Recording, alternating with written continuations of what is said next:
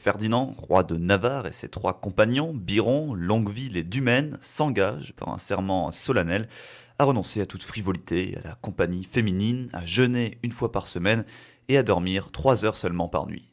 Pourtant, quand la princesse de France, accompagnée de ses trois demoiselles de compagnie, Rosaline, Maria et Catherine, arrive en visite officielle afin d'entamer des pourparlers sur le sort de l'Aquitaine, le serment semble mis à mal. En effet, Ferdinand et ses amis tombent rapidement sous le charme des quatre jeunes filles qui ne tardent pas à se jouer de leurs sentiments à leur égard. C'est Peine d'amour perdu, le nouveau spectacle de l'Artus, mis en scène par Sylvain Cometti. C'est une pièce de William Shakespeare. Alors on a pu rencontrer Sylvain Cometti qui nous parle donc de ce spectacle. Alors bonjour Sylvain.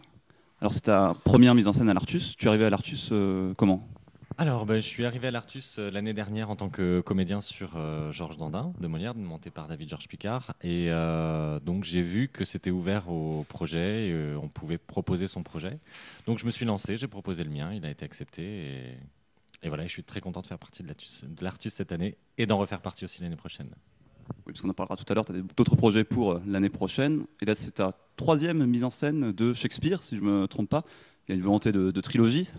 C'est ça, c'est une espèce de trilogie très très très personnelle, complètement personnelle, sur les comédies un peu légères de Shakespeare. Donc j'ai commencé avec Beaucoup de bruit pour rien, ensuite Le songe humide d'été, j'ai fait une grosse pause de 4 ans et là j'ai enchaîné avec Peine d'amour perdu et ce sera mon dernier Shakespeare.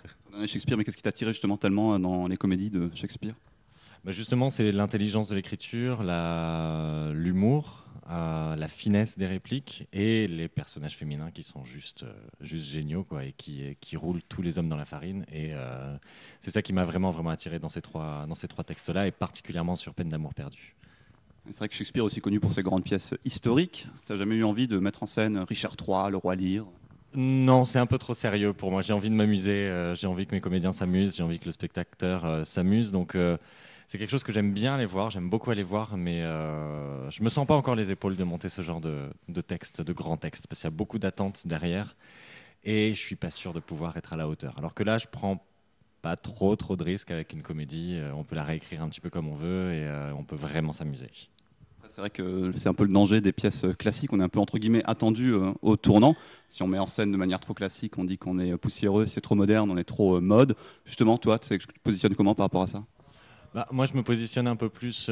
C'est une mise en scène assez moderne, puisque c'est vraiment la lecture du texte pur, c'est-à-dire que c'est quand même assez cul, hein, faut dire ce qui est, et c'est par moments très graveleux. Donc, on y va franchement, sans être non plus trop vulgose et voilà. Mais c'est de ce côté-là, c'est assez moderne, mais ça reste quand même de facture assez classique. Il n'y a pas de voilà, il n'y a pas de grosses cabrioles ou des choses comme ça. Il y a du gag parce que c'est écrit comme ça.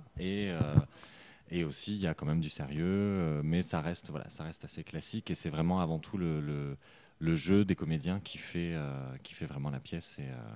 Et une mise en scène que j'essaye. J'ai fait en sorte qu'elle soit assez aérée, assez légère. Et pas de message particulier, parce que ça dure quand même 2 heures là cette année. Je pensais pas que ça durerait autant, mais ça dure 2 heures. Et pour l'instant, les premiers retours que j'ai eus, c'est que ça passait bien, qu'on voyait pas trop le temps passer, donc c'est plutôt agréable. Et donc c'était mon but vraiment de faire quelque chose de léger et donc forcément une mise en scène assez classique, puisque de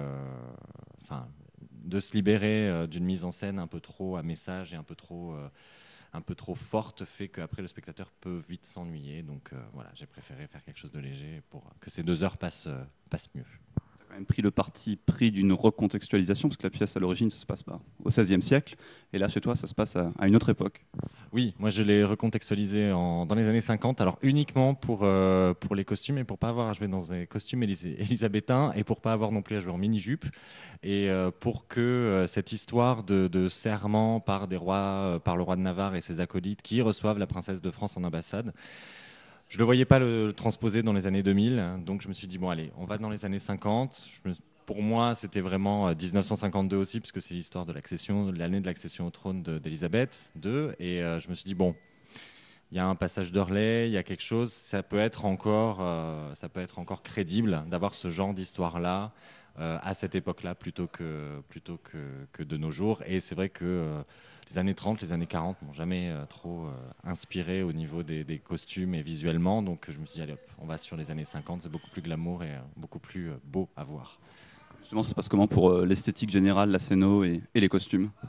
Alors au niveau de la scéno, eh ben, pris le parti pris de ne pas en avoir, à part, si, il y en a une, mais c'est simplement 4 chaises grises et une bonne lumière, et pour laisser la place aux spectateurs d'imaginer tous les décors, d'imaginer tout ce qui se passe, tout ce qui est décrit par les comédiens, parce que je ne voulais pas créer Les comédiens décrivent un château, décrivent une campagne, etc. Et je ne voulais pas créer de trop grosses attentes pour les spectateurs et qu'ils soient déçus.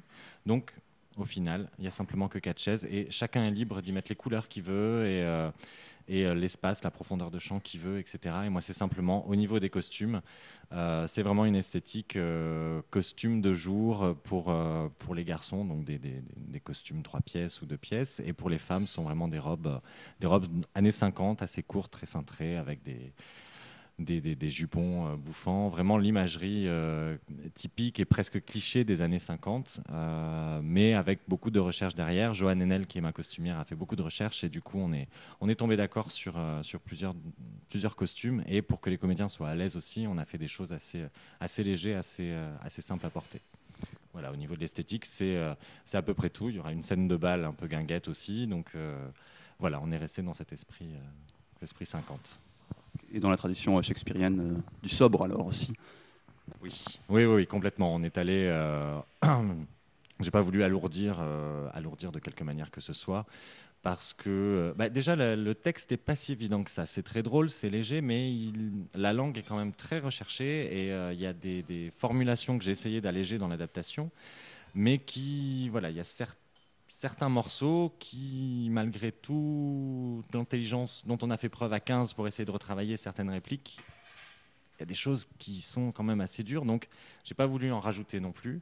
Et donc voilà, j'ai voulu rester dans quelque chose de très fluide et de très léger, donc comme Shakespeare, je pense, le faisait de manière assez pauvre, et avant qu'il en trop globe bien sûr, mais de manière assez pauvre et vraiment tournée vers le spectateur. Et allez-y, amusez-vous, et on est là pour vous amuser, vous distraire pendant 2 heures. Ça fait 15 comédiens sur scène, c'est pas trop compliqué à gérer comme groupe? Si, un petit peu quand même. Ça fait beaucoup de monde, beaucoup de personnalités à gérer. Mais j'ai eu, donc sur le Songe Nuit d'été, j'avais déjà 14 comédiens, donc je sais comment gérer ce genre d'équipe. Donc ça, heureusement que je suis passé par là. À la différence du Songe Nuit d'été, où c'était beaucoup plus mélangé, il y avait une plus grande proportion d'adultes, enfin pas d'adultes, on est tous adultes, mais de personnes un peu plus âgées, un peu plus... il y avait à peu près 5-6 personnes de plus de 40 ans. Là, on est vraiment sur des étudiants, donc c'est vrai que c'est un peu plus... faut un peu faire de temps en temps la police, mais bon, ça va, ça se gère bien. Puis c'est faire la police dans de bonnes conditions, c'est-à-dire qu'il y a une excitation, il y a une émulation, il y a une telle énergie que des fois ça me fait mal au cœur de leur dire bon, on se reconcentre, on y va, je sais que ça vous fait rire, que voilà, mais il faut qu'on avance. Donc c'est dans ce contexte-là où 15 personnes des fois qui rigolent de ce qu'ils viennent de voir, bon, c'est très agréable, mais en même temps c'est bon, allez, on y va s'il vous plaît, on avance, on est tous fatigués, mais il faut qu'on y aille. Mais c'est une expérience qui est très très agréable quand même, de se dire voilà, j'ai 15 personnes qui sont autour de moi et qui attendent que moi je leur valide des choses ou que je leur dise de faire des choses, et s'adapter à chacun. Il y en a qui vont proposer énormément de choses, il y en a d'autres qui ne vont pas proposer du tout, donc il faut gérer sur une même scène tout ça, et c'est très très très intéressant. C'est très intéressant et très agréable comme travail. Et tu es aussi comédien, t'as jamais eu envie de jouer dans une pièce que tu mets en scène? Non, étrangement non, j'en ai jamais eu l'envie, parce que je ne suis pas une femme et je ne sais pas faire deux choses en même temps. Donc j'arrive assez peu, quand je suis en état de comédien, j'arrive à avoir du recul sur ce que je fais, mais si je devais être les deux, je pense que ça doit être très très compliqué d'essayer d'être à la fois à faire jouer les autres, à la fois jouer soi-même, et garder une cohérence et un regard extérieur sur ce qui vient d'être fait. Ça doit être assez compliqué à mettre en place, du moins pour moi, étant débutant. Non, c'est quelque chose, pour l'instant je n'arriverai pas à le faire, je pense. C'est pas un peu frustrant, ça te manque pas comme ça de jouer de temps en temps? Non, non, ça va. J'ai eu un petit pic de manque il y a quoi? Il y a un ou 2 mois où je me suis dit, bon, bah, si quelqu'un me lâchait, quel rôle je pourrais reprendre? Ouais, allez, ça va, je ferai ça. Mais parce que le travail était déjà tout fait, tout était calé, tout était fait. Mais non, frustration, non. Non, pas vraiment. Pas vraiment, parce que je me suis mis en tête, hop, metteur en scène et puis pas comédien cette année. Donc c'est bon, c'est pas grave, il n'y a pas de frustration. Mais l'année prochaine, je pense que je vais essayer de jouer un petit peu quand même. Ouais, dans ton nouveau projet, parce que c'est un nouveau projet, l'année prochaine, peut-être en parler. Ouais, on va en parler, mais non, je jouerai pas dans mon prochain projet parce que ça fait un peu trop mégalo sinon. Oui, l'année prochaine, donc j'ai un projet donc c'est plus du théâtre contemporain, ça s'appelle Par la fenêtre ou pas de Pierre Notte, qui se passe dans un train arrêté entre Paris et Venise. Et là, c'est une équipe beaucoup plus petite avec donc 7 comédiens, 5 filles et 2 garçons. Et c'est un texte assez drôle, assez absurde sur la difficulté de communiquer et quel est notre langage, que veut dire notre langage. Et c'est très fluide, c'est assez drôle et comment dire, oui, voilà, c'est sur la difficulté de communiquer ensemble, la difficulté d'être ensemble et d'accepter l'autre aussi dans ses défauts et ses tics.